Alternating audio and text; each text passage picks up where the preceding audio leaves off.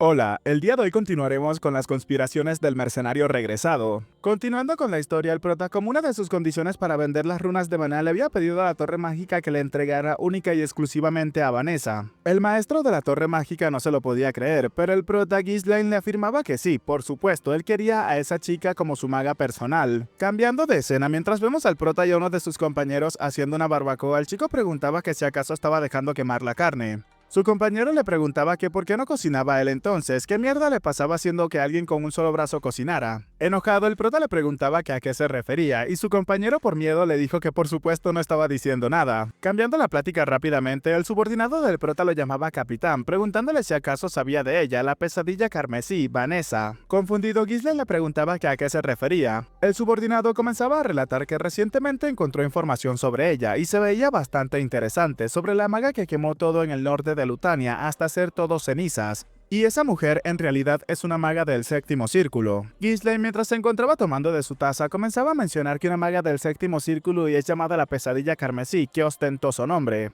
Aún así le preguntaba a su subordinado que por qué se la mencionaba. El chico continuaba mencionando que los rumores decían que había perdido completamente la cabeza. Aparentemente, a pesar de ser una maga, había aprendido una técnica de cultivo de maná. Ghislaine preguntaba si acaso un mago puede ignorar el sistema de círculos y entrenar una técnica de cultivo de maná. Su subordinado le dijo que estaba completamente loca. Y como sea, ha estado quemando todo y matando a todos los que se encontraban en su camino, y los señores de los territorios que están quemados están completamente secos por ella. Y todas esas peticiones de subyugación son únicamente para cazar a esa señorita. Este comentario dejó a Ghislaine en silencio por unos momentos. Luego, Ghislaine comenzaba a decir que es una maga llegando al séptimo círculo utilizando una técnica de cultivo de maná que es completamente diferente a la magia regular. Le preguntó a su subordinado si acaso no le pareció un poco tentador. Llamándolo por su nombre, Claude le dijo a este que tenían que traerla de inmediato, dejando a su subordinado un poco confundido. En el presente, Ghislaine comenzaba a pensar que ese plan nunca terminó ocurriendo, ya que Vanessa no pudo controlar su magia y para cuando la encontraron ya estaba muerta. Sin embargo, a pesar de que nunca recibió un entrenamiento de magia apropiado, poseía el talento para llegar al reino del séptimo círculo. Y ahora, con tan solo un poco de guía, la chica podría brillar de verdad. Esa vez se aseguraría de llevársela consigo. Los subordinados del prota al escuchar esta petición comenzaron a preguntar, William por un lado que si Vanessa acaso se refería a esa chica de antes, Kaor por otro lado mencionaba que al parecer la chica no era particularmente fuerte. Belinda le dijo al prota que si iba a traer a alguien por favor tenía que avisarle primero, no podía hacer algo así de arrogante.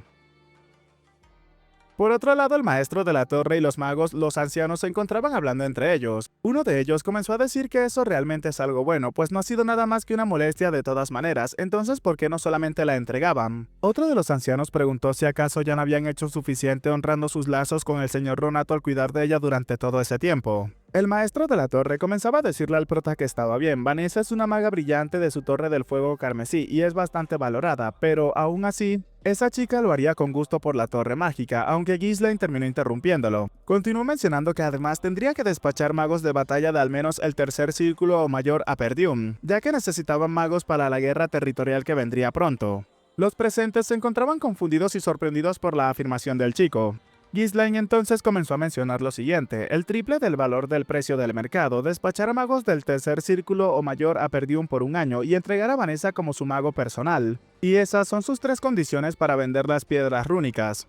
Todos los presentes se encontraban en silencio y sorprendido por las exigencias del chico. El maestro de la torre se había quedado en silencio, pero inmediatamente comenzó a desprender una enorme cantidad de energía a todo su alrededor, dejando a todos los presentes impresionados e incluso dañando la estructura cercana. El hombre comenzaba a llamar la atención del prota, mencionándole al chico que realmente parecía que se estaba burlando de él. El hombre comenzaba a explicar que los magos pertenecientes a la torre mágica no pueden involucrarse en guerras territoriales, y no solo no conoce las reglas básicas establecidas por el reino, sino que también pretende enviar a los magos de tercer círculo la base de la torre mágica al campo de batalla. Y ese es un insulto para la torre mágica del fuego carmesí, preguntándole a Ghislaine si acaso creería que dejaría siquiera un pequeño rastro de él. Los subordinados del prota inmediatamente se colocaron en guardia. William comenzaba a decir que estaba emanando tanta presión con solamente su maná. Kaoru preguntaba si acaso ese es un mago del sexto círculo de verdad. Y por supuesto, Belinda simplemente se preocupaba por su joven amo. El maestro de la torre mágica comenzaba a acercarse lentamente al chico, pero este último simplemente lo miraba fijamente. Ghislaine comenzaba a decirle al maestro de la torre mágica que se arrepentiría de eso. Comenzaba a mencionar que habían descubierto una masiva mina de piedras rúnicas en su territorio, y tenían varias veces más la cantidad que habían traído ese mismo día. Todos los presentes se encontraban sorprendidos por lo que había dicho el chico. Ghislaine continuó mencionando que esa información ya se ha extendido por todo el norte, preguntándole que entonces qué era lo que pensaba que implicaría eso. El maestro de la torre mágica comenzó a decir que habría muchos que vayan directamente a por la mina de piedras rúnicas. Ghislaine, levantándose, le dijo que entonces lo había entendido bastante rápido, y no estaba intentando empezar una guerra, simplemente necesitaba la ayuda de la torre hasta que Perdium fortalezca su propia fuerza. Si los ayudaba a superar esa crisis, entonces prometía suministrar las piedras rúnicas exclusivamente a la torre mágica del fuego carmesí. El maestro de la torre preguntaba si entonces las piedras rúnicas serían exclusivamente de ellos. Ghislaine continuó mencionando que si eso llegaba a pasar solamente sería cuestión de tiempo para que la torre mágica del fuego carmesí ascendiera de regreso a su mejor forma, superando a las demás torres. Ghislaine le había extendido la mano al maestro de la torre esperando a que éste la estrechara para sellar el trato. El hombre se veía bastante furioso todavía, pero de un momento a otro la presión desapareció inmediatamente y el hombre terminó tomando la mano del chico con una gran sonrisa en su rostro. Un rato después, el maestro de la torre mágica se encontraba hablando con Alfred, mencionándole que así estaban las cosas. El chico, luego de escuchar toda la explicación, le gritaba a su maestro que habían otros magos, entonces ¿por qué no ser ellos? El maestro le dijo al chico que al parecer lo estaba malinterpretando. Lo enviaría a él directamente como el prodigio más grande de la torre mágica del fuego carmesí, como aquel que lideraría todo por su propio futuro. El chico, al escuchar eso, comenzaba a repetir las palabras "el prodigio más grande". El maestro le dijo que además esa experiencia sería de gran ayuda para cuando eventualmente se vuelva el maestro de la torre mágica. Tenía que mantener vigilados a esos campesinos para asegurarse de que no contrabandeen las piedras rúnicas a otros lugares. Y si esa guerra territorial termina estallando, no tenía que pelear, tenía que retirarse de inmediato, preguntándole al chico si acaso lo había entendido. Y solamente tenía que resistir un año, solamente un año, y su torre mágica superaría a la torre mágica carmesí y reclamaría su lugar en la cima. Floyd inmediatamente le dijo a su maestro que por supuesto, pero un rato después la expresión del chico se veía completamente diferente, ya que finalmente habían llegado al territorio de Perdium. Ghislaine le daba la bienvenida a los chicos a Perdium.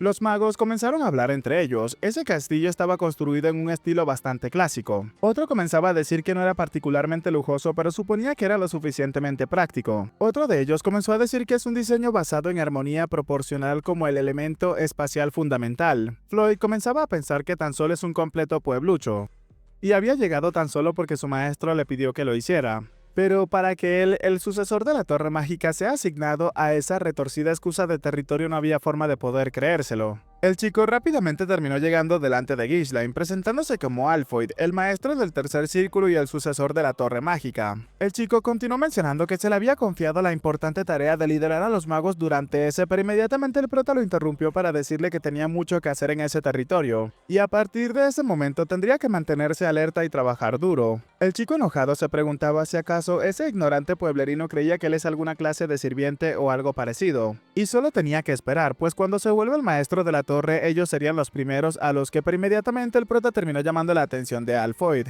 Le preguntó al chico directamente que en dónde se encontraba Vanessa. Este, observando hacia atrás, comenzaba a decir que probablemente estaba detrás de ellos trayendo sus equipajes. Vemos entonces a Vanessa llegar, la cual traía consigo 4 maletas, venía bastante exhausta y además de eso estaba completamente descalza. La chica se encontraba jadeando y exhausta debido a todo el esfuerzo que tuvo que hacer. Y sin poderlo aguantar más, la chica terminó desplomándose justo al lado de Alfred. Colocándose de rodillas ante el prota, la chica comenzaba a presentarse y saludaba a su señor. El chico comenzaba a decirle a Vanessa que tenía que apresurarse, ya que había pensado que no llegaría nunca, pero el prota simplemente observaba al chico en silencio. Ghislaine terminó extendiéndole la mano a Vanessa y le pedía a la chica que soltara todo y se acercara a él. Vanessa, confundida, le decía que todavía no había terminado de mover el equipaje de todos. Mientras el prota tomaba una de las maletas, Alfred comenzaba a decir que tenía que dejarla, ya que solía hacer esa clase de trabajos en la torre mágica de todas maneras. Y la chica no puede utilizar magia de cualquier manera, así que puede hacer todo tipo de trabajo servil, pero justo en ese momento la maleta fue impactada en la cara del chico, arrojándola al suelo y dejando a sus compañeros sorprendidos. Enojado, Alfred le gritaba al prota preguntándole qué demonios era eso. Ghislaine le dijo al chico que Vanessa ya no es parte de la torre mágica y a partir de ese momento estaba bajo su mando, así que no tenía que tratarla sin cuidado. y lo dejaría pasar esa vez, pero si algo así vuelve a pasar entonces su vida estaría en peligro. Completamente enojado, Alfred terminaba llamando al prota pueblerino demente, preguntándole cómo se atrevía a tratarlo a él, el sucesor de la Torre Mágica y un maestro de tercer círculo, de esa manera. Mientras el chico y sus compañeros se preparaban para atacar, comenzaba a gritar que incluso si el prota es un noble, eso es ir demasiado lejos, y si ellos se lo proponen podrían volver ese patético territorio en un mar de llamas en tan solo un instante. Así que el chico le dijo a sus compañeros que es el momento de demostrar el orgullo de un mago, pero el prota tan solo al escuchar eso terminó chasqueando sus dedos, mencionando que como sea. Vemos entonces cómo todos los mercenarios terminaron rodeando inmediatamente a los magos, los cuales no podían creer lo que estaba ocurriendo. Alfred, al observar esto, comenzaba a preguntar que cómo es posible, cómo pueden unos primitivos, qué territorio se atrevería a apuntar con sus armas a un mago. El chico seguía gritando que ellos son magos y merecen ser tratados como corresponde. Ghislaine le dijo a Alfred que guardara silencio, mientras que el chico lo observaba fijamente. El prota continuó mencionándole que había recibido la autoridad para manejarlo libremente por todo un año a través del acuerdo legítimo con el maestro de la Torre Mágica como promesa por suministrar exclusivamente las piedras rúnicas a la Torre Mágica del Fuego Carmesí. Entonces, ¿cómo cree que reaccionaría el maestro de la torre si sus acciones causaban que el contrato fuese roto? El chico no sabía qué responderle al prota en ese momento. Ghislaine continuó mencionándole que su rol en Perdium no es nada más que una fuente de respaldo de poder mágico en bruto, así que si quería ser tratado con respeto tenía que cumplir silenciosamente su rol. Estas palabras hicieron que el mago se enojara, preguntándole al prota que cómo se atrevía a llamarlo una simple fuente de poder mágico. Mientras se retiraba, el prota le pidió a William y a Kaor que se aseguraran de educarlo bastante bien. Los dos mercenarios habían cambiado completamente su atmósfera. Kaor comenzaba a reír mencionando que entonces esos nobles maestros los habían tratado bastante bien en la Torre Mágica. William comenzaba a decir que se asegurarían de guiarlos para que pudieran adaptarse bien a su territorio. Alfred, al darse cuenta de esto, comenzaba a llamarlos vulgares escorias. Pero momentos después simplemente se escucharon los gritos del chico. Por otro lado, el prota se encontraba dirigiéndose directamente a Vanessa. Acercándose a la chica la terminaba llamando por su nombre, mencionándole a esta que a partir de ese momento no tenía que escuchar las órdenes de nadie más que no sean las de él, ya que a partir de ese momento ella sería su maga personal. La chica al escuchar estas palabras se había sonrojado, pero inmediatamente calmó su expresión y bajó rápidamente su mirada. La chica comenzó a decirle al prota que como había dicho Alfred, ella no es capaz de utilizar magia y ser su maga personal, pero inmediatamente la chica guardó silencio al ser interrumpida por el prota. Ghislaine colocó una ligera sonrisa y le dijo a la chica que tan solo tenía que seguirlo, ya quería que ella pudiese utilizar la magia nuevamente. Tiempo después, Ghislaine terminó llevándose a Vanessa a un salón de entrenamientos. A pesar de esto, la chica no parecía para nada contenta, pero en ese momento el prota terminó llamando la atención de la chica, causando que esta última se sorprendiera por ello. Ghislaine le preguntó a Vanessa qué tan lejos había llegado en la magia, a lo que ésta le comenzó a responder que había llegado al quinto círculo, pero solamente en forma teórica. Ghislaine le dijo a Vanessa que eso le parecía increíble, pero la chica no supo qué responder al principio, para luego mencionar que eso era completamente inútil, ya que no puede utilizar magia. El prota le preguntó a la chica si acaso hay alguna razón por la cual ella no pueda. Esta comenzaba a decirle que nunca antes había sido capaz de sentir el maná incluso desde que era una niña, e incluso así seguía creyendo que algún día sería capaz de utilizar la magia por la cual había trabajado tan duro. Pero mientras más estudiaba, más se daba cuenta que podría nunca ser capaz de conjurar ni un solo hechizo. Y ahora incluso ese maestro que le había guiado se había ido, ¿acaso la había abandonado por eso? El prota observaba a la chica en silencio por un momento, para luego comenzar a pensar que el quinto círculo, en términos de poder puro, rivalizaba con los ancianos de la Torre Mágica. Pero la magia no es algo que se pueda dominar tan solo memorizándola. El verdadero dominio requiere la iluminación, una comprensión de los principios fundamentales y la habilidad para imbuirlos con sus propias intenciones y voluntad. Vanessa comprendió la teoría con su propia mente, pero su cuerpo no puede seguirle el ritmo. Y para superar eso debió de haber soportado un esfuerzo agotador e incontables pruebas para tallarlo en sus huesos para así poder progresar. Y por supuesto su esfuerzo no sería en vano, solamente su camino difirió un poco. De regreso a los recuerdos del prota, su subordinado comenzaba a decirle que resultaba que esa maga era del séptimo círculo, y había escuchado que era una maga que había dominado una técnica de cultivo de maná. Esa era una completa locura. Sonriendo, Ghislaine comenzaba a decir que a partir de ese momento le enseñaría una técnica de cultivo de maná. Vanessa, al escuchar eso, no sabía cómo responderle, comenzando a decir que ella es una maga, entonces ¿por qué aprendería una técnica de cultivo de maná? Ghislaine le respondió diciéndole que los círculos mágicos y las técnicas de cultivo de maná son métodos basados en el maná. E incluso el prota le preguntó a la chica si acaso nunca antes lo había probado, o sí, causando que ésta comenzara a horrorizarse. Le respondió al prota que no, esa sería una locura, pues utilizar magia a través de una técnica de cultivo de maná nunca antes había ocurrido, y si llegaba a arruinarlo entonces podría volverse completamente loca y podría terminar discapacitada de por vida. Ghislaine llamó la atención de Vanessa y le pidió a la chica que por favor confiara en él, observándola fijamente con unos ojos determinados, cosa que dejó a Vanessa en silencio por unos momentos. Esta ahora observaba fijamente sus manos y se preguntaba si acaso ella podría utilizar magia. Con la determinación más que clara, la chica comenzaba a pensar que entonces si podía utilizar magia no había nada que no pudiese intentar. Un rato después la chica se colocó justo delante del prota y comenzó a aflojar sus prendas para que así el prota pudiese hacer contacto con su espalda. Ghislaine comenzaba a pensar que tiene los ojos que tenía en su vida pasada, arrepentimiento, ira y odio. La chica había deseado inalcanzablemente la magia solamente para caer en un abismo sin fin, y después de dominar una técnica de cultivo de maná desconocido se volvió un desastre impulsado solamente por el instinto y terminó reduciendo todo a cenizas. Pero ahora él estaba aquí con ella, para que no vuelva a caer en ese abismo. Y él se encargaría de extenderle su mano, mostrándonos ahora cómo el prota había comenzado a transferirle algo de su maná a la chica por todo su cuerpo. Vanessa comenzaba a sentir una gran cantidad de dolor recorrer su cuerpo y abría la boca mientras se encontraba pensando que estaba caliente.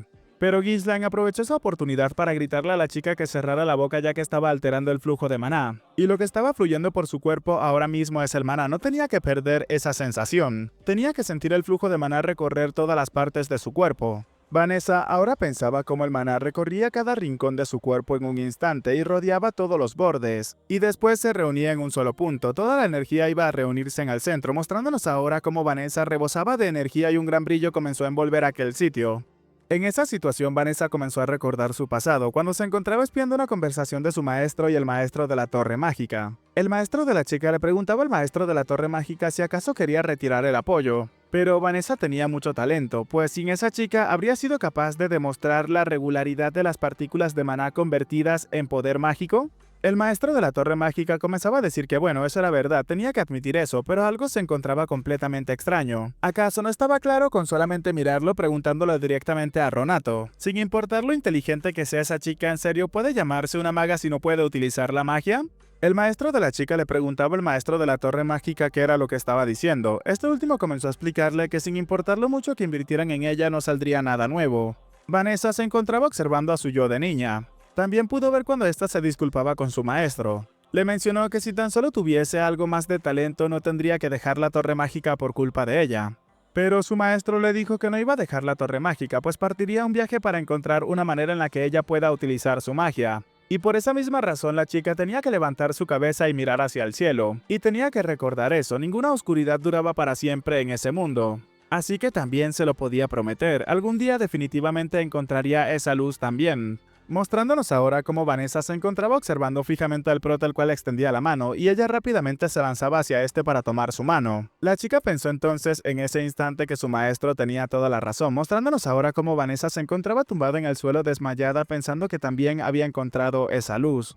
Cambiando de escena, nos encontramos en un bar en algún otro sitio, donde un grupo de personas en su interior se encontraban peleando entre sí. Una persona comenzaba a decir que ese maldito demente ya había derrotado a 4 de ellos. ¿Qué clase de monstruo es? Preguntaba si acaso creía que ese pedazo de chatarra de metal podía cortarlo, mostrándonos cómo este hombre con la espada se había lanzado rápidamente a atacarlo, gritándole que tenía que dejar de decir tonterías, pero el chico desarmado terminó tomándolo del brazo y rápidamente lo estampó con fuerza contra el suelo. En esa situación, otro de los chicos con armadura se lanzó a atacarlo por la espalda, pero el hombre ya había previsto esta situación y terminó tomando al hombre de antes por el brazo y lo terminó utilizando como una masa para golpear al que venía a atacarlo por su punto ciego, arrojándolos a ambos por fuera de aquel sitio rompiendo una de las paredes. Mientras observaba desde adentro, el hombre preguntaba si ni siquiera había calentado, entonces ya todos terminaron quedando fuera de combate. Comenzaron a decir que como se esperaba del hermano mayor, el cual es el mejor luchador de esa era, ¿cómo podría atreverse esos insectos a interrumpir su banquete, mientras que una persona se encontraba tranquilamente tomándose una cerveza? Continuaron diciendo que no había nadie que pueda detenerlos, pero justo en ese momento el hombre hizo sonar aquella mesa con su copa golpeando sobre el mesón. Un rato después, la noche finalmente había llegado y la persona que se encontraba tomando la cerveza se encontraba recostado justo a la orilla del río, mientras que alguien comenzaba a acercarse por detrás de él. La persona, acercándose lo suficiente, le preguntó que cómo iba su entrenamiento.